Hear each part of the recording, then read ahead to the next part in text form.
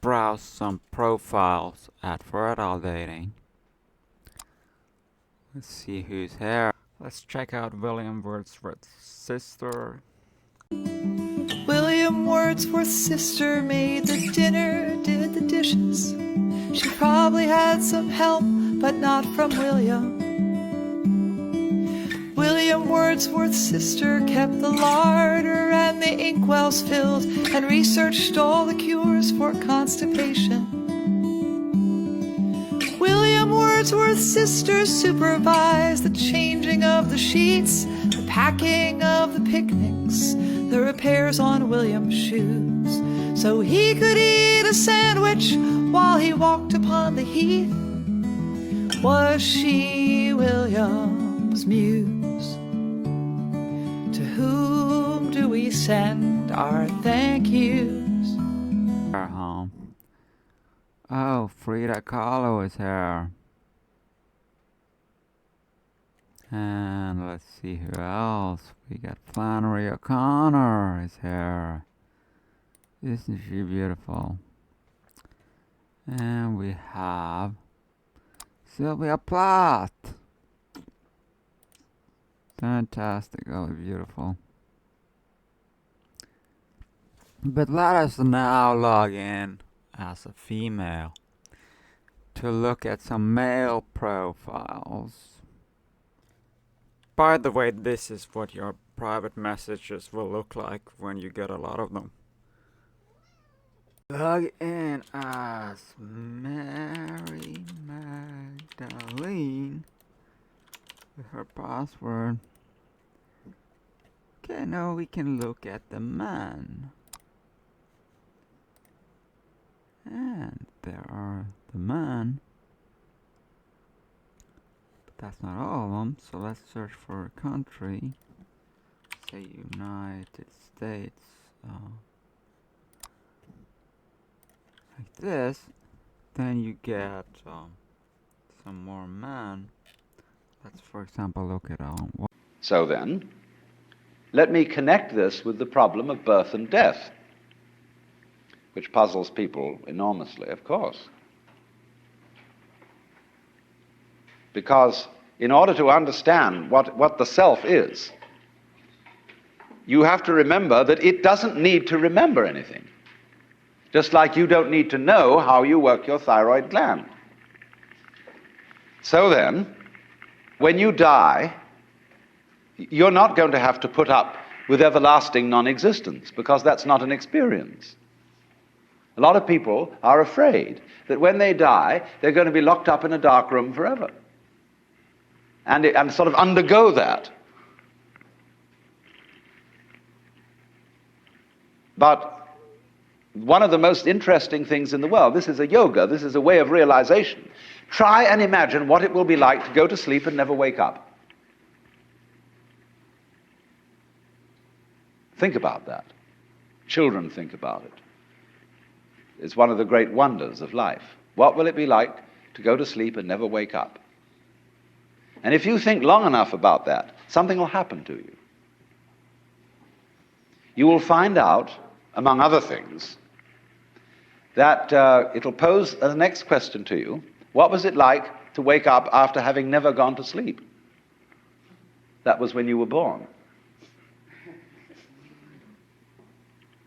You see, you can't have an experience of nothing.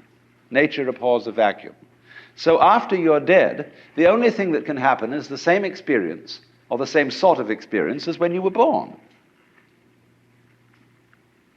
In other words, we all know very well that after people die, other people are born. And they're all you. Only you can only experience it one at a time. Everybody is I. You all know you are you. And wheresoever beings exist throughout all galaxies, it doesn't make any difference. You are all of them. And when they come into being, that's you coming into being. You know that very well. Only you don't have to remember the past. In the same way, you don't have to think about how you work your thyroid gland or whatever else it is in your organism. You don't have to know how to shine the sun. You just do it. Like you breathe. Isn't it? Doesn't it really astonish you that you are this fantastically complex thing? And that you're doing all of this and you never had any education in how to do it? You never learned, but you're this miracle? Well, the point is that from a strictly physical, scientific standpoint, this organism is a continuous energy with everything else that's going on. And if I am my foot, I am the sun.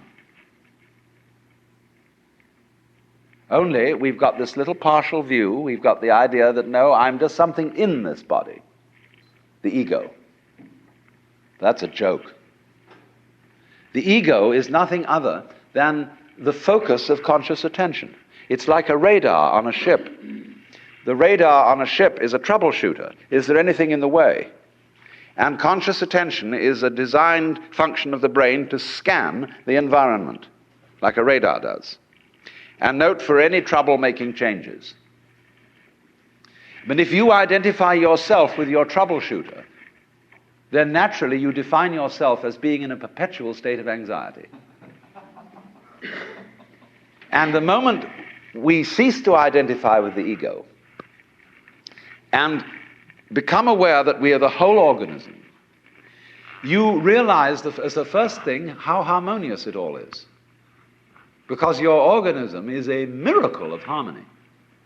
All this thing functioning together.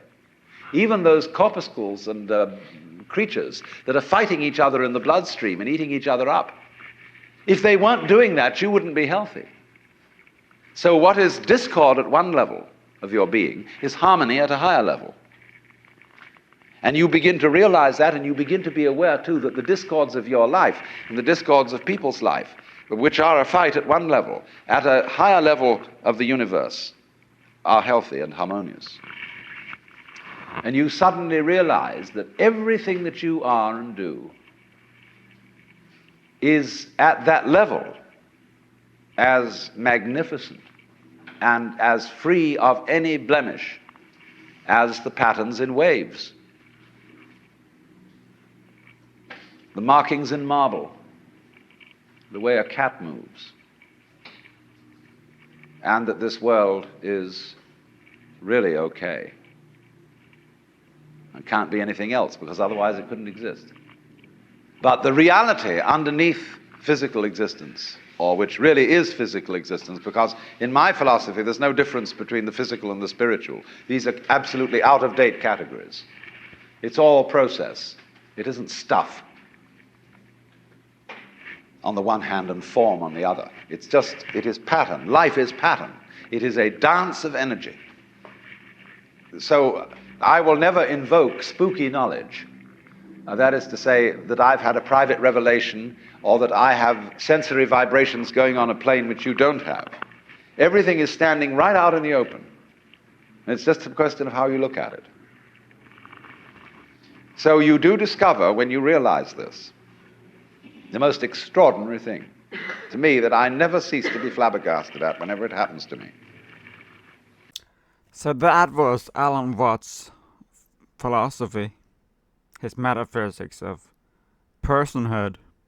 I'm not saying I believe that, but he makes a good case for it.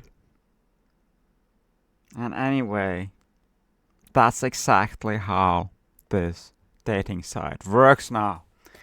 All these profiles, I am playing them all, just like this Godhead of Alan Watts is playing us all, and we're all just one person. And when you realize that, what is the point? Just like there is no point to this dating site if nobody wants to sign up. Maybe that's the cosmic reality. We're just this one consciousness. And once you have realized that, you have reached the end of the game and you become a Buddha.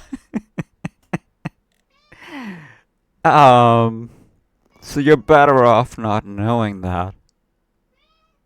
But anyway, it goes to show how it would be to believe in that metaphysics of the single consciousness.